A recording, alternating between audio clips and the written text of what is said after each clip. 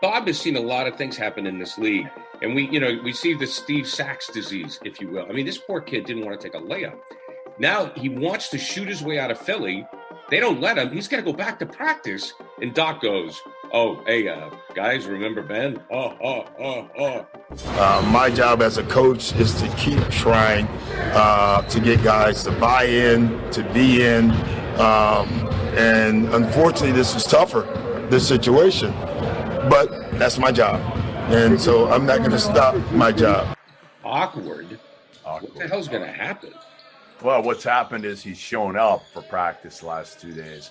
I was told, a source I talked to said he didn't do much, guys. No. I mean, he's standing there dribbling on the sidelines.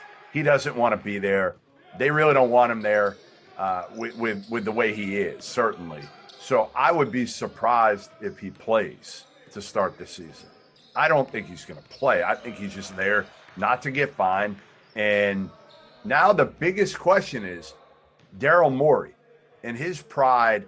And does Daryl Morey try to stick it to Ben Simmons and say, you know what?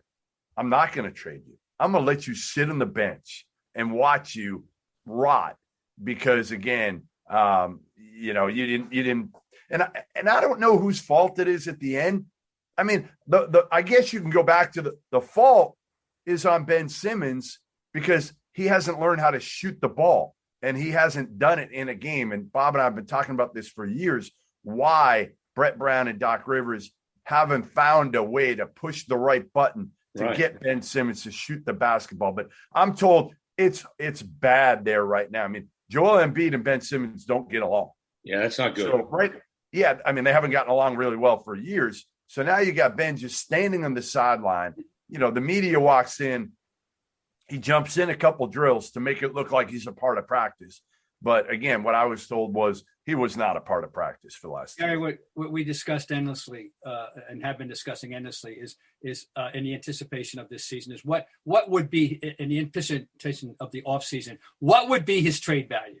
He is a unique a commodity in the history. In the 75-year history of the league, there's never been a player of any consequence, this kind of consequence. And consequence includes being an all-star in the all-star game, being all defensive team, all that, who had such a monumentally flawed game, such a lopsided game with such a monumental hole in his game that it affected his team's performance in the playoffs. You can't have a quote-unquote point guard shooting 34% from the line that you have to take out of the game, who then stops shooting, won't shoot the ball, literally won't shoot it. What? He's an all-star? So what's the trade value? Who wants to put their hand on that stove? Well, the answer is so far nobody. Not to the extent that they think they want an all-star back and they want picks and they should take a bucket of a carload of basketballs just to get rid of them. In my opinion, I don't want them on my team. What is his trade value?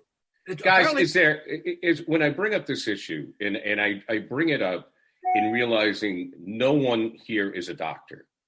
But, Jeff, has there been any discussion of mental illness at all?